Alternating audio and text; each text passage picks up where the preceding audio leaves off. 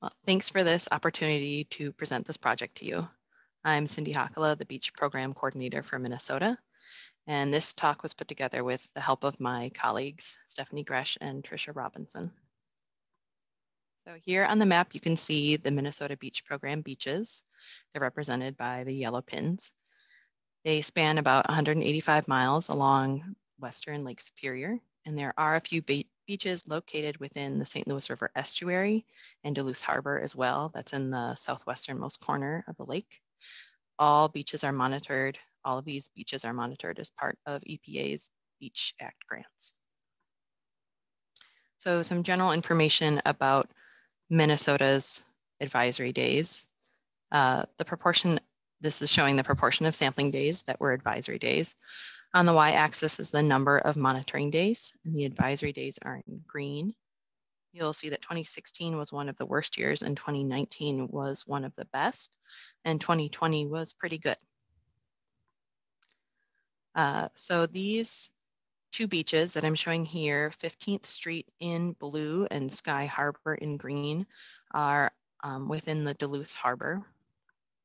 When we were trying to prioritize areas to be targeted for restoration work, these two were the front runners. And Sky Harbor was ultimately chosen in part because the cause of advisories were clear to us. So naturally the solutions were too.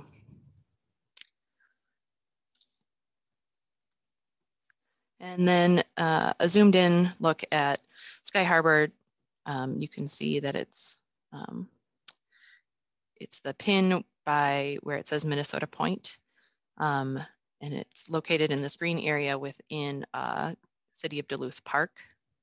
We have two beach locations here, one on the Lake Superior side and one on the harbor side.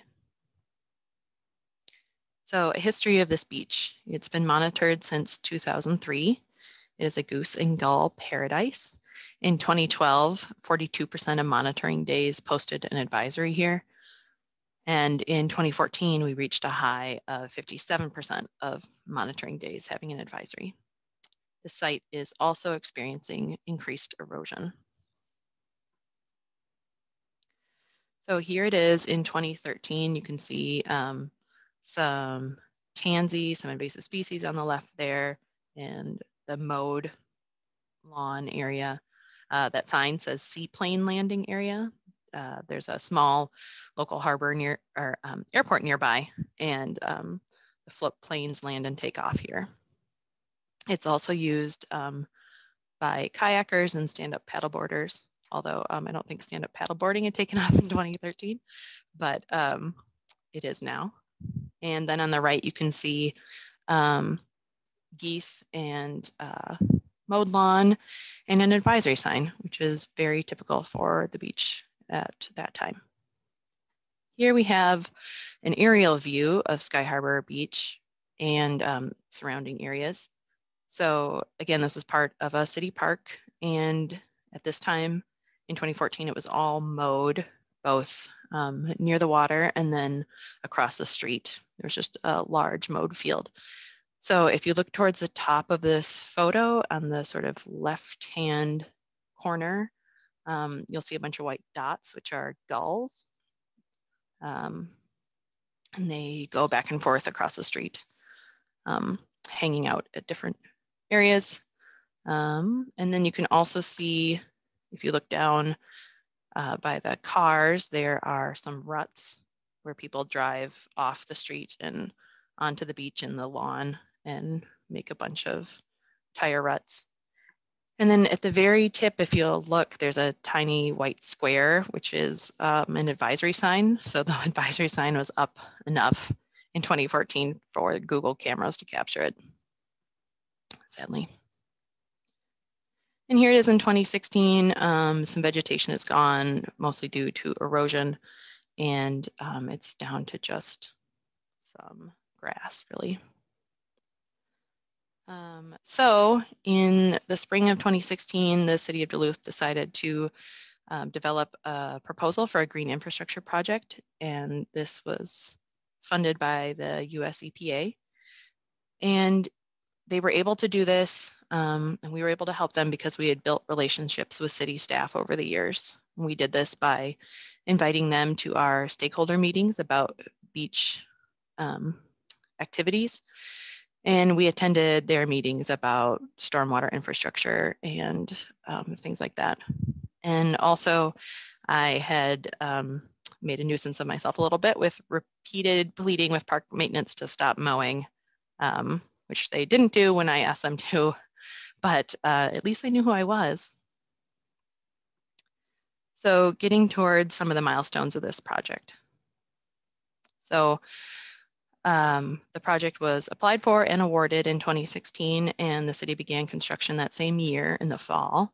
They excavated a rain garden and installed boulders along the parking lot and along the road to prohibit driving on the beach. Then from 2017 to 2018, the rain gardens, well, in 2017, the rain gardens were expanded and elaborated on with plantings.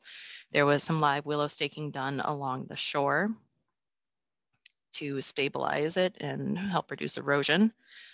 There were some more native species planted, mostly seed mixes. In 2018, though, the water levels rose in Lake Superior and therefore in the harbor as well, and made the water table much closer to the surface.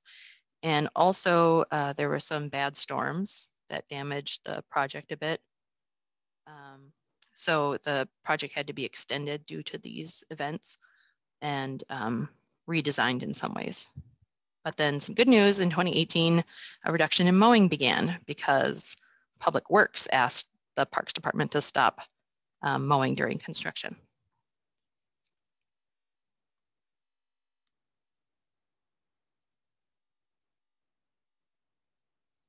So in 2018, there was a regrading of the area. They regraded the berm that was in place and filled in the rain garden in order to just redo it entirely, again, due to those increased water levels. 2019 and 2020 saw the continued reduced mowing of the adjacent field. So it's now, instead of just a big lawn, it is approximately 2.5 acres of meadow. And these taller plants and the berm have disrupted the bird sight lines, and there's reduced loafing there. So here it is in 2019 after work is pretty much completed. In the foreground, you can see now there's not so much a rain garden, but they redesigned it to be more of a retention pond. And the berm is kind of hard to see. It's pretty low, but it is there. And just overall, more and taller plant life. And then along the right side are the boulders, keeping cars off of this area. And then on the left is that field that had been just grass, and now it's more of a prairie. And we have a sign saying, these are native plants, please don't mow or spray. And then here it is in 2020.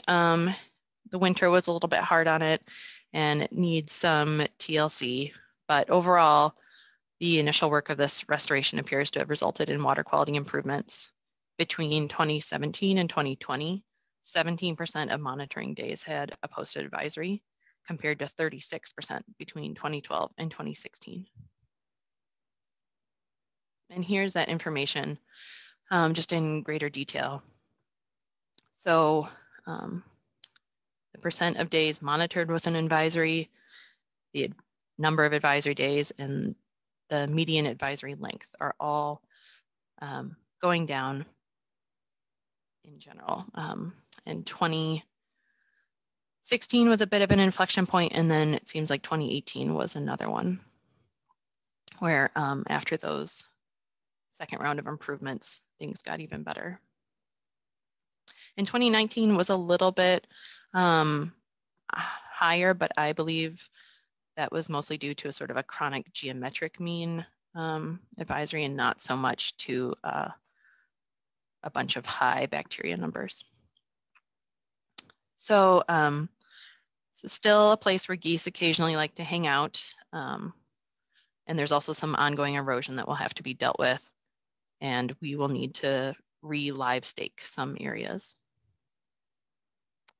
I wanted to give a special thanks to my colleagues, Stephanie Gresh and Tricia Robinson, as well as 2 city employees, Tom Johnson and Chris Kleist. Thank you very much for your time.